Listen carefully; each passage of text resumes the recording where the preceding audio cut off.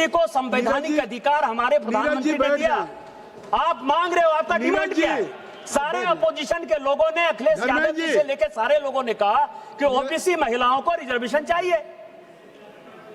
इसी OBC reservation के लिए 2010 में जब राज्यसभा में यह कानून पास हो रहा था, तो जो सदन के नेता थे प्रणब मुखर्जी साहब और जो उस वक्त के तत्कालीन प्रधानमंत्री थे मनमोहन सिंह जी, उनका स्टेटमेंट लेकर आया हूं मैं। उन्होंने कहा कि मरते दम तक कांग्रेस किसी ओबीसी में महिला को रिजर्वेशन नहीं दे सकती।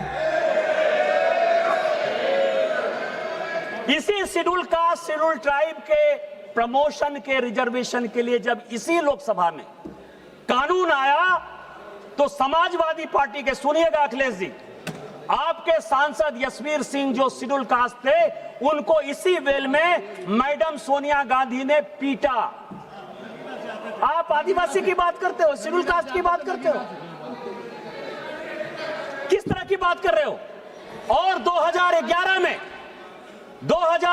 में जब जातिगत जनगणना के आधार पर, ठीक है बोलिए अखिलेश जी। ये अध्यक्ष महोदय, सभापति महोदय, समाजवादी पार्टी का हमेशा पक्ष रहा है कि महिला आरक्षण के हम पक्ष में, पहली बात। दूसरा, हम पार्टी के अनुसार चाहते हैं आरक्षण। तीसरा, हम जाति जनगणना चाहते हैं। आप इस सदन में कहिए कि जाति जनगणना करेंगे और कब तक करेंगे, और क्या ओबीसी महिलाओं को आप शामिल करोगे कि नहीं करोगे? सभापति महोदय, अखिलेश अभी तो भाषण चल रहा है, आपको क्लैरिफिकेशन मांगना है होम मिनिस्टर साहब का। जब प्रॉपर रिप्लाई होगा तब आ जाएंगे, अभी भाषण होने दीजिए। सभापति महोदय, मेरा निवेदन है कि बहुत ज्यादा इतिहास के पन्ने न पलटें। ये तो वो बता रहे हैं जो आपके सांसद के साथ हुआ।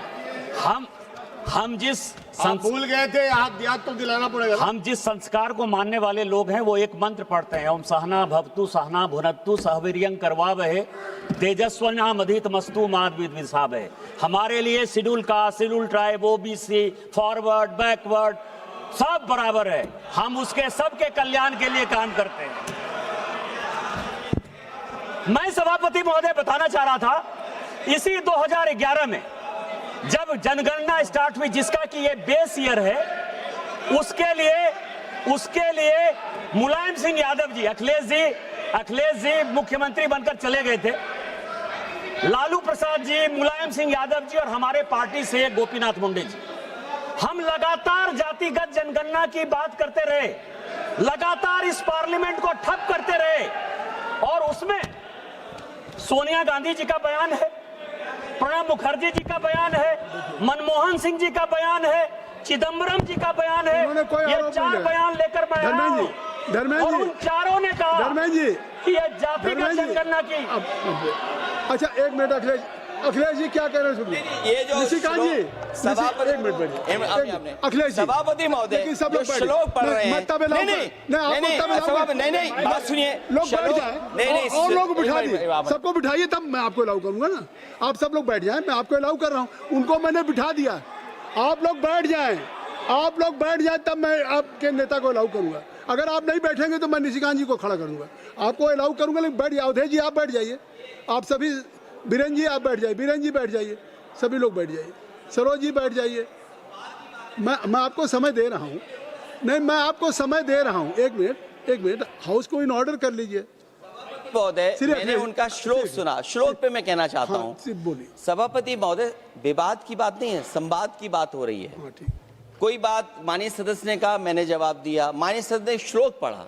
उस श्लोक पे मैं एक बात पूछना चाहता हूँ। मैं अपने संसदीय क्षेत्र में कन्नौज में एक मंदिर में गया था, लेकिन मेरे बाद वो मंदिर गंगा जल से धुलवाया गया था। आप बताइए क्यों धुलवाया है? अब जिसने भी गंगा जल से धुलवाया उसने गलत काम किया, और वो सभी अपराधी हैं, और उनके ऊपर अपराध की सजा चलनी चाहिए, कानून के हिसाब से उनका न्याय होना चाहिए। अब आपकी बात आ गई। मैं ये कह रहा था सभापति महोदय, आप कान पकड़कर हमसे माफी मांगोगे, मैं कान पकड़कर भी माफी मांग लूंगा। मैंने तो गंगा जल से नहीं धुलवाया है। जिसने भी गंगा जल से धुलवाया उसने गलत काम किया है। हमारा इससे क्या संबंध है? अपराधी अपराधी है, चाहे किसी भी जाति, धर्म, वर्ग, संप्रदाय का व्यक्ति यदि अपराधी है तो अपराधी है और उसको कानून के हिसाब से सजा मिलनी चाहिए।